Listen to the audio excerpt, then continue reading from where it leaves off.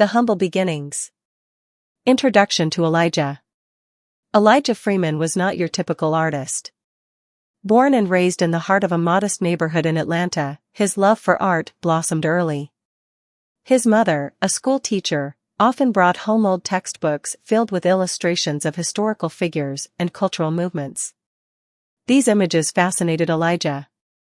With nothing more than a pencil and scraps of paper, he began sketching at the age of 7, capturing the life he saw around him, his neighbors, street vendors, and even the stray cats that roamed the alleyways. Elijah's art was raw and deeply personal.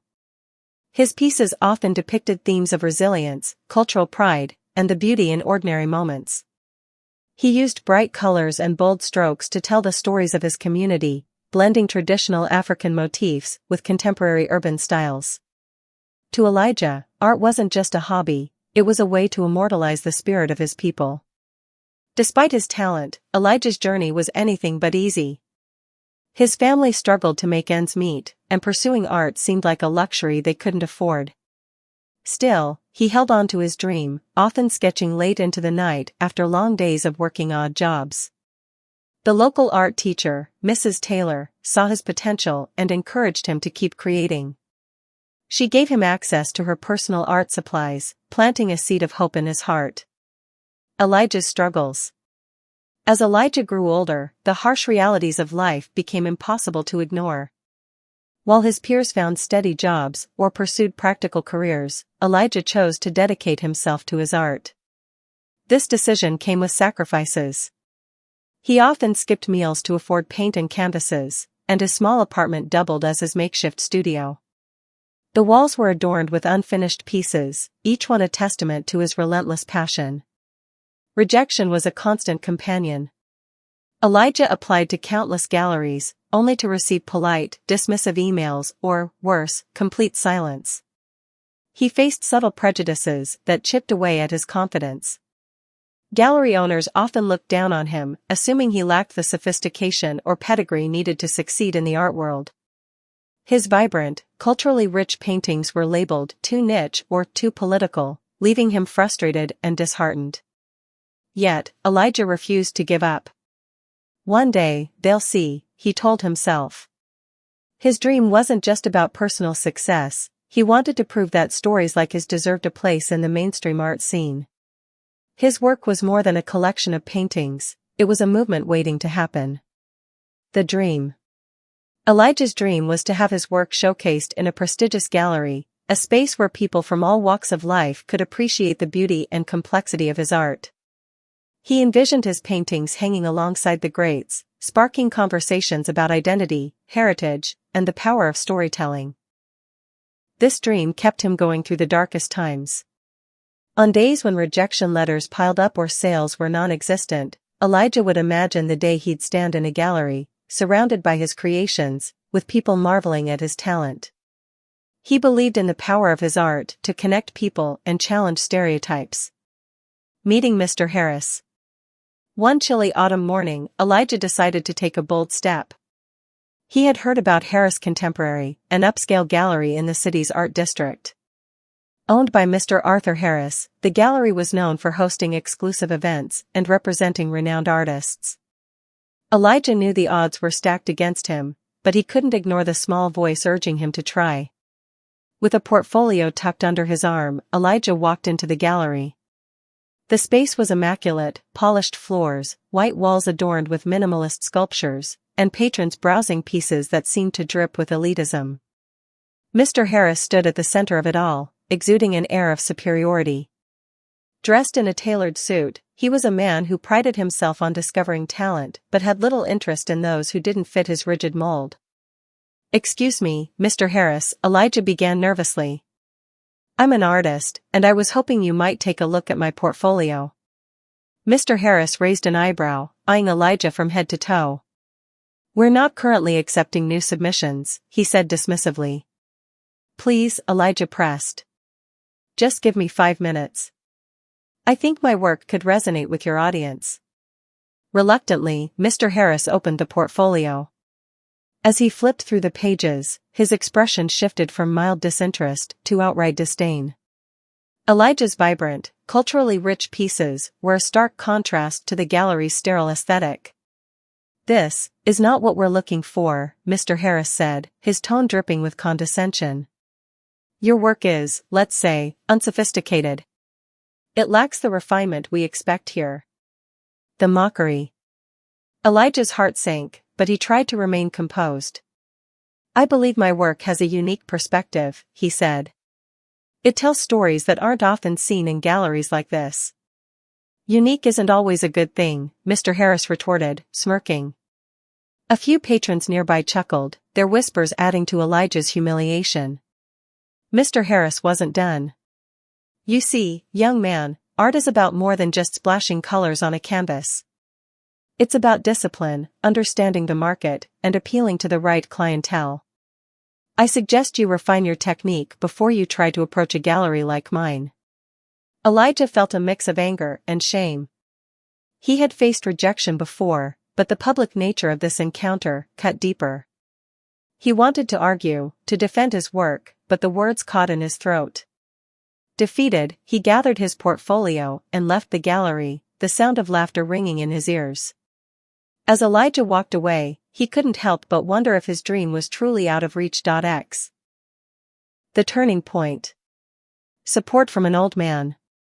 As Elijah walked away from Harris Contemporary, clutching his portfolio with trembling hands, he felt the sting of humiliation. The laughter, the condescending tone of Mr. Harris, and the whispered mockery from the patrons echoed in his mind. He had heard rejection before, but never so publicly, never so cruelly. He considered giving up, the weight of doubt pressing heavily on his chest. But then, as he reached the corner of the street, a voice called out behind him. "Young man, wait." Elijah turned to see an elderly gentleman hurrying toward him. The man was dressed modestly, his kind eyes framed by thin spectacles, and he carried a slight limp. "I saw what happened back there," the man said, his voice gentle but firm. "I just wanted to say, don't let people like him dim your light." Elijah nodded, trying to muster a smile, but his disappointment was hard to hide. "Thank you," he said quietly. "It's just hard sometimes.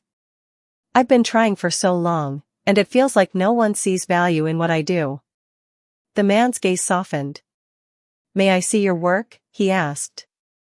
Elijah hesitated, but there was something about the man's sincerity that made him nod. He opened his portfolio and showed the man his paintings, vivid depictions of his neighborhood, portraits of people brimming with life and emotion, and pieces inspired by African heritage. The man studied each one carefully, nodding as if he understood the stories behind the brushstrokes. "This is extraordinary," the man said finally. "How much for this one?" He pointed to a vibrant piece of a mother and child walking hand in hand through a bustling market. Elijah blinked, stunned. You want to buy it?" "Absolutely," the man said with a warm smile. "Art like this belongs in a home where it can be appreciated, not gathering dust in a portfolio." Elijah hesitated, unsure what price to name. Sensing his uncertainty, the man pulled out his wallet and handed him a few $100 bills. "Take this," he said. "And keep creating. Don't let the world's ignorance stop you." A selfless act.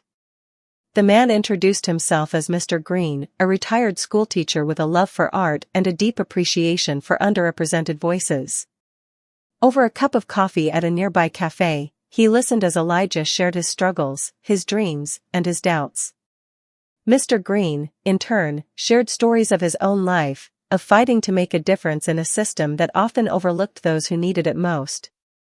"Elijah," he said, leaning forward, "your art has power. It tells stories that people need to hear. Don't let people like Mr. Harris convince you otherwise. You have a gift, and the world is better with your voice in it." The turning point. Support from an old man. As Elijah walked away from Harris Contemporary, clutching his portfolio with trembling hands, he felt the sting of humiliation. The laughter, the condescending tone of Mr. Harris, and the whispered mockery from the patrons echoed in his mind. He had heard rejection before, but never so publicly, never so cruelly. He considered giving up, the weight of doubt pressing heavily on his chest. But then, as he reached the corner of the street, a voice called out behind him. "Young man, wait." Elijah turned to see an elderly gentleman hurrying toward him. The man was dressed modestly, his kind eyes framed by thin spectacles, and he carried a slight limp. "I saw what happened back there," the man said, his voice gentle but firm. "I just wanted to say, don't let people like him dim your light." Elijah nodded, trying to muster a smile, but his disappointment was hard to hide. "Thank you," he said quietly. "It's just hard sometimes. I've been trying for so long, and it feels like no one sees value in what I do." The man's gaze softened. "May I see your work?" he asked. Elijah hesitated, but there was something about the man's sincerity that made him nod. He opened his portfolio and showed the man his paintings, vivid depictions of his neighborhood, portraits of people brimming with life and emotion, and pieces inspired by African heritage. The man studied each one carefully, nodding as if he understood the stories behind the brushstrokes. "This is extraordinary," the man said finally. "How much for this one?" He pointed to a vibrant piece of a mother and child walking hand in hand through a bustling market. Elijah blinked, stunned. You want to buy it?" "Absolutely," the man said with a warm smile. "Art like this belongs in a home where it can be appreciated, not gathering dust in a portfolio." Elijah hesitated, unsure what price to name. Sensing his uncertainty, the man pulled out his wallet and handed him a few $100 bills. "Take this," he said. "And keep creating. Don't let the world's ignorance stop you." A selfless act. The man introduced himself as Mr. Green, a retired schoolteacher with a love for art and a deep appreciation for underrepresented voices. Over a cup of coffee at a nearby cafe, he listened as Elijah shared his struggles, his dreams, and his doubts. Mr. Green, in turn, shared stories of his own life, of fighting to make a difference in a system that often overlooked those who needed it most. "Elijah," he said, leaning forward, "your art has power. It tells stories that people need to hear. Don't let people like Mr. Harris convince you otherwise. You have a gift, and the world is better with your voice in it." The turning point. Support from an old man. As Elijah walked away from Harris Contemporary, clutching his portfolio with trembling hands, he felt the sting of humiliation. The laughter. Preparation for the event. The weeks leading up to the showcase were a whirlwind of activity. Elijah, though elated, battled waves of self-doubt. Would his work stand out? Could he meet the expectations of an event of this magnitude?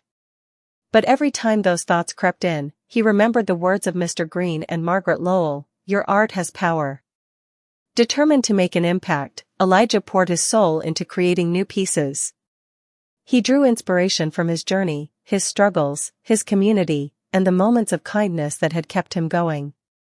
Each piece was a story in itself, a vibrant depiction of resilience, a haunting portrait of pain, a celebration of cultural pride. Elijah experimented with bold techniques, layering textures and colors in ways that seemed almost alive. When the day of the showcase approached, Elijah felt a mixture of nerves and excitement. He packed his pieces with care, each one representing a part of his heart and soul. The big night. The Vanguard Showcase was held in an expansive gallery in the city's art district. As Elijah entered the venue, he was struck by its grandeur, marble floors, high ceilings, and walls adorned with the work of other talented artists. His section was near the center, a prime spot that Julia had specifically chosen. As the evening unfolded, the room filled with a who's who of the art world. Critics, collectors, celebrities, and journalists mingled, sipping champagne and discussing the exhibits. Elijah stood by his work, his hands clasped nervously, as people began to approach. The reactions were immediate and overwhelming. Patrons admired his use of color, the intricate storytelling in his pieces, and the emotional weight they carried. A journalist from a major art magazine interviewed him, and a celebrity gushed about how his work reminded her of her own cultural heritage. For Elijah, it was surreal. The boy who had once been mocked for his art was now being celebrated for it. Julia Carter approached him mid-evening, a smile lighting up her face. Elijah, you've captivated everyone tonight. Congratulations. Mr. Harris's reaction. Amid the sea of faces, Elijah spotted a familiar figure, Mr. Harris, the owner of the gallery who had dismissed him months ago. Harris was standing near one of Elijah's paintings, his expression a mix of shock and disbelief. Elijah watched as Harris leaned closer to examine the piece, his jaw tightening as he overheard two critics discussing the artist's brilliance. For a moment, their eyes met, and Elijah saw the flicker of recognition in Harris's gaze. The irony was not lost on Elijah. The same man who had once ridiculed him was now witnessing his success firsthand. But Elijah didn't feel the need to gloat. He simply nodded politely and turned his attention back to the people who truly mattered, the ones who believed in his work. Validation. As the night drew to a close, Julia Carter took the stage to thank the artists and announce the evening's sales. Elijah's name was mentioned repeatedly, his pieces fetching astronomical sums. Collectors competed to own his work, driving up prices to levels Elijah had only dreamed of. When the final tally was announced, Elijah had sold nearly every piece he had brought, earning enough to not only sustain his art but to transform his life. The validation he had long sought was now a reality. His work was no longer dismissed as unsophisticated, it was hailed as groundbreaking, a celebration of identity and resilience. As Elijah left the gallery that night, his heart was full. He had proven not just to the world, but to himself, that his art mattered. The journey had been long and fraught with challenges, but standing at the precipice of his dreams, Elijah knew it was only the beginning, the ultimate revenge. Elijah's newfound power. Elijah Freeman's rise to prominence in the art world was nothing short of meteoric. His name was now synonymous with authenticity, resilience, and innovation. His paintings hung in the homes of wealthy collectors and in prestigious galleries across the globe. Yet, despite his newfound wealth and fame, Elijah's heart remained tethered to his roots. He began to think about the countless talented artists like himself who struggled to find their place in the art world. They didn't lack skill or passion, they lacked opportunity. Elijah decided to use his success as a platform for change. With the earnings from his sales, he started an initiative to mentor young, underrepresented artists and help them gain visibility. But that was only the beginning. Elijah took his vision further, establishing a fund to invest in the art world. His dream was to create spaces where diverse voices could thrive, where no artist would be turned away because of prejudice or narrow-mindedness. He began acquiring stakes in smaller galleries, ensuring they aligned with his mission of inclusivity. It was a way to uplift others and reshape the industry that had once tried to shut him out. An opportunity arises. Amid Elijah's new ventures, whispers began circulating about Harris Contemporary, the upscale gallery where his journey of rejection had reached its lowest point. Rumor had it that Mr. Harris's gallery was struggling financially. The exclusive clientele Mr. Harris had once prided himself on catering to had dwindled, and the rigid, outdated aesthetic of his curation no longer resonated with modern audiences. Elijah couldn't ignore the poetic irony. Harris Contemporary, the same gallery that had mocked him, was now seeking new investors to stay afloat. Through a network of contacts, Elijah received a formal pitch deck from the gallery, unaware that it was being sent to him. When he saw the name Arthur Harris, he chuckled. Fate, it seemed, had a wicked sense of humor. After some thought, Elijah decided to pursue the opportunity. It wasn't about revenge, it was about justice, about reclaiming the space that had once belittled him and turning it into a beacon of hope for artists like himself. The meeting. The day of the meeting arrived. Elijah dressed sharply, his confidence radiating as he entered the once intimidating gallery. The space, though still pristine, now seemed smaller, its former grandeur diminished in his eyes. Mr. Harris greeted him with an eager smile, clearly unaware of who he was dealing with. Mr. Freeman, Harris said, extending a hand. Thank you for considering our proposal. Harris Contemporary is an institution, and with the right partners, I believe we can restore it to its former glory. Elijah shook his hand but said nothing, allowing Harris to continue his pitch. The gallery owner spoke at length about the financial struggles, the decline in patronage, and the need for fresh vision. As Harris went on, Elijah studied him, noting the subtle lines of desperation etched into his face. When Harris finally finished, Elijah leaned back in his chair and said calmly, "Do you remember me, Mr. Harris?" Harris squinted, a flicker of recognition crossing his face. You do look familiar," he said hesitantly. Elijah smiled. "I was here a few months ago. I showed you my portfolio. You called my work unsophisticated." The color drained from Harris's face. "Oh.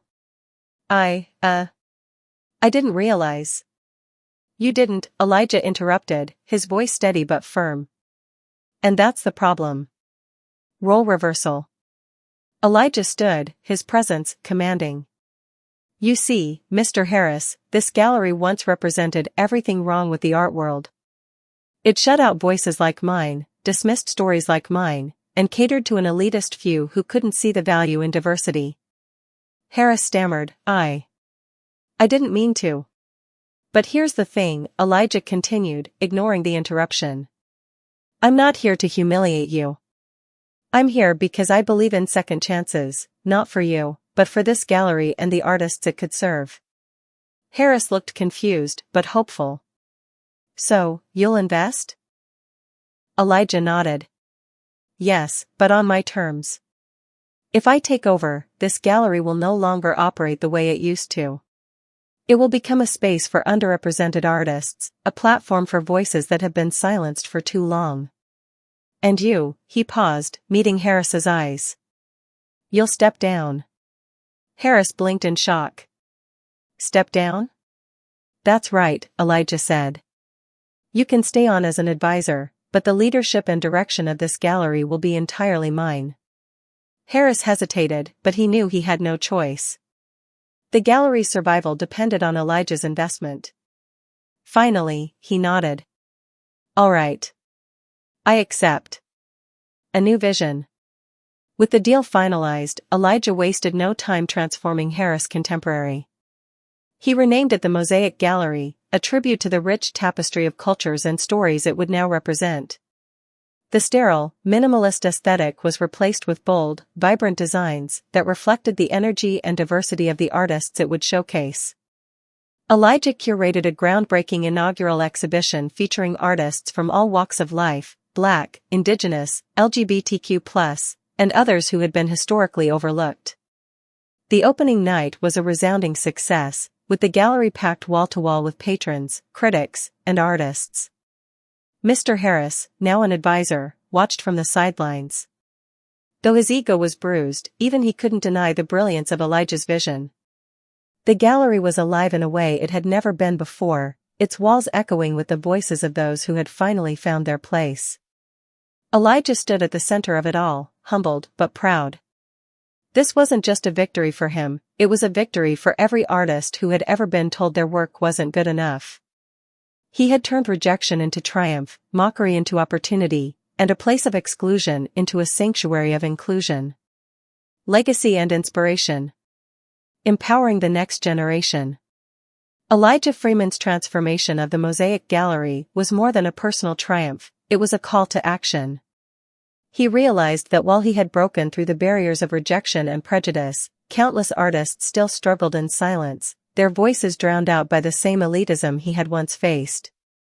Determined to make a lasting impact, Elijah launched the Mosaic Mentorship Program, aimed at nurturing young and underrepresented talent. The program provided budding artists with resources, workshops, and a platform to showcase their work. Elijah personally mentored many of them, sharing his journey and encouraging them to embrace their unique perspectives. He emphasized the importance of storytelling in art, teaching his mentees that their backgrounds and experiences were their greatest strengths. One of Elijah's mentees, a teenage girl named Aaliyah, stood out for her raw talent and emotional depth. She had grown up in foster care and used art to process her pain and hope. With Elijah's guidance, Aaliyah created a series of pieces that captivated audiences at Mosaic Gallery's youth exhibition. Watching her success, Elijah felt a deep sense of fulfillment. His efforts were creating a ripple effect that would outlast him. honoring Mr. Green. Amid his growing success, Elijah never forgot the man who had sparked the turning point in his journey. Mr. Green's simple act of kindness had been the catalyst for everything that followed, and Elijah wanted to honor him in a way that reflected his profound gratitude. He dedicated a section of the Mosaic Gallery to Mr. Green, calling it the Kindness Corner. The space featured a collection of works that celebrated human connection, compassion, and the impact of small, selfless acts. At the center of the exhibit was the painting Mr. Green had purchased, the one that had caught the attention of the art critic Margaret Lowell and set Elijah's career in motion. Elijah invited Mr. Green to the unveiling of the exhibit. The elderly man, now frail but sharp as ever, stood before the crowd as Elijah publicly thanked him. "Mr. Green," Elijah said, his voice steady with emotion, "your kindness changed my life. This gallery, this movement, it all started with you. I hope this space inspires others to believe in the power of simple gestures." Tears filled Mr. Green's eyes as he embraced Elijah. The audience erupted in applause, moved by the story of their connection. Global impact. As the Mosaic Gallery gained international acclaim, Elijah's influence began to extend far beyond his local community.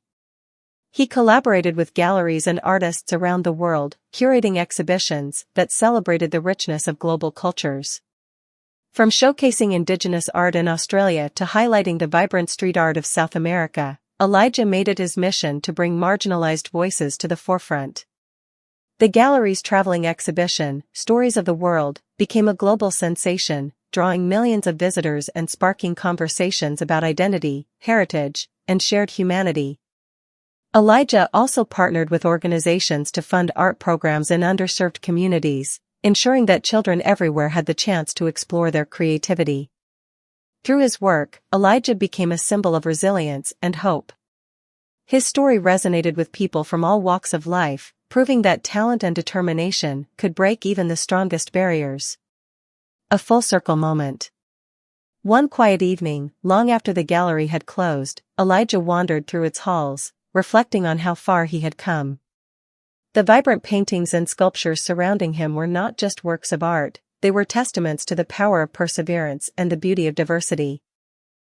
He thought about the boy he had once been, standing nervously in Mr. Harris's gallery, clutching his portfolio and hoping for a chance.